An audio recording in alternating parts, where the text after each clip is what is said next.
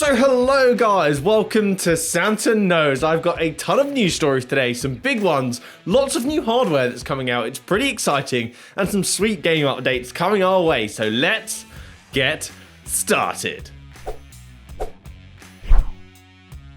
Alright, this one's great. A new trailer has just dropped, showing off some new Medal of Honor gameplay, which is a week away. How exciting! So this World War II virtual reality FPS of a well-known franchise, developed by well-known dev Respawn Entertainment, is one of the most anticipated games this year for virtual reality, and we've just got a nice glimpse of the multiplayer that's going to be available, which I'm excited for because the developer is known for their first-person multiplayer action. So they tweeted out recently, in addition to above and beyond single player campaign, you can master the distinctive handling of a host of World War II weaponry and test yourself against opponents in 5 multiplayer modes on sites spread across Europe. You can charge into history when and above launches on December 11th. And with this came a video trailer below, and it looks amazing. With the game modes that are available, such as Mad Bomber, where you have to detonate a bomb, Deathmatch, which is just a killing free-for-all team deathmatch, Blast Radius, and Domination. And all of the different maps that are going to be available as well, and some of them look fantastic.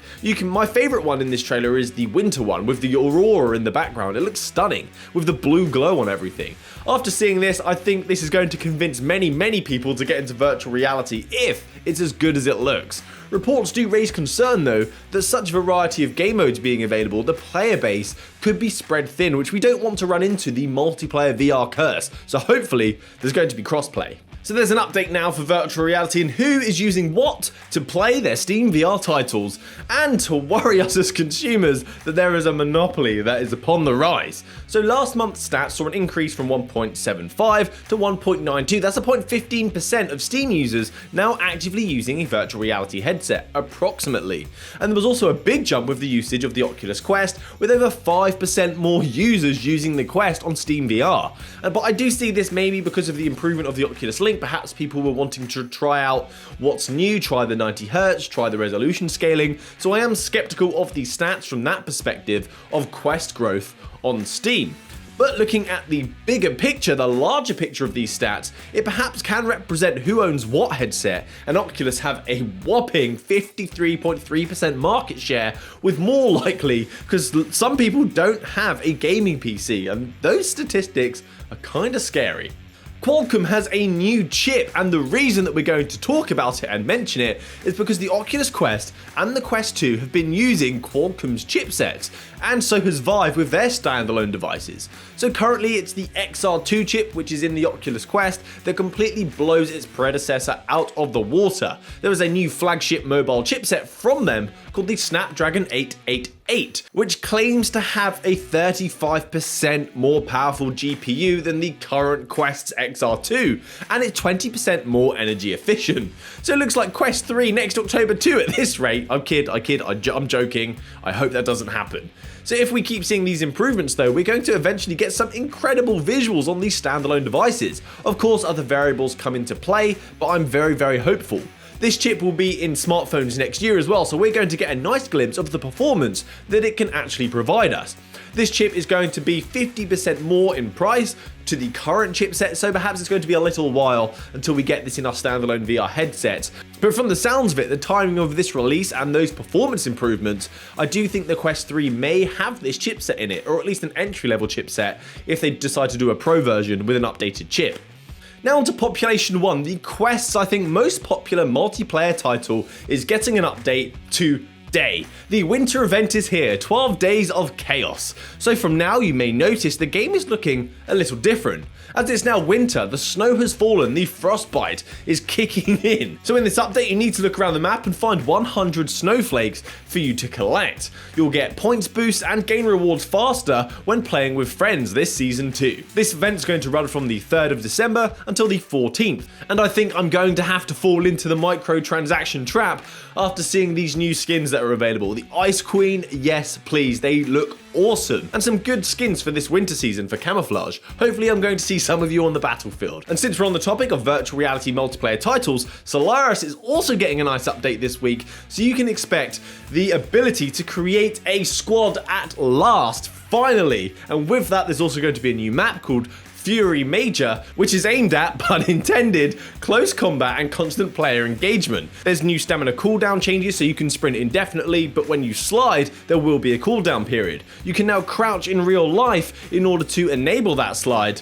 And both arms are now moving independently. You're not locked in. This was an issue many people had, which I believe came from the PlayStation VR days, and there's also been some balancing improvements as well. So I'm not sure of the exact date this is going to be released, but we've been told it's going to be coming sometime this week. Oh snap, we have got some big advancements in the virtual reality hardware space now, with Varjo's XR3 and VR3 headsets that are mixing AR and VR, as I've always said this industry would end up doing. They recently revealed this headset that's human eye resolution, so you can't get better clarity than that.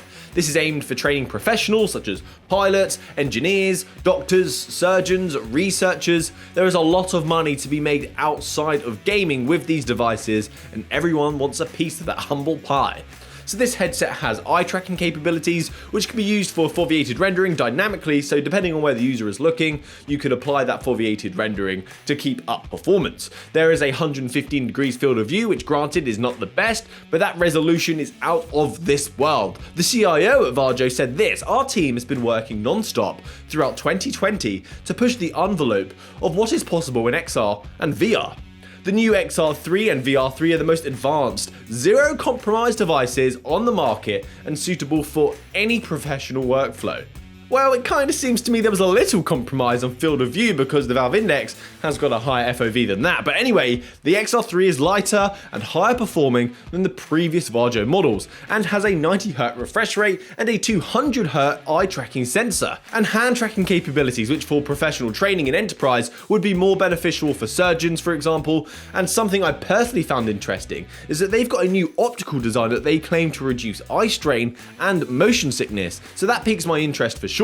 There's also the other model, the VR3 headset, which has common specs but is using inside-out tracking for its 6DOF instead of lighthouses, and also features a LiDAR sensor, which I've only seen in phones, and a stereo RGB pass-through for very, very high quality pass-through for mixed reality experiences. So the VR3 will set you back $3,200 and the XR3 will be $5,500 for enterprise, plus the subscription that you have to purchase with it as well, so they get a little pricey. Okay, now onto another headset which I think is more no compromise and could probably start maxing out with these new GPUs that are available is the Pimax. Its 5K headset has a 180Hz refresh rate. This is the 5K Super, an improved version over the 5K Plus from 2018. So you can now buy this 5K Super with 2560 by 1440 per eye resolution, which is not bad at all, with a 200-degree FOV, which is pretty much my peripheral. That is super, super wide, and it now supports 160Hz refresh rate with 180Hz as an experimental mode.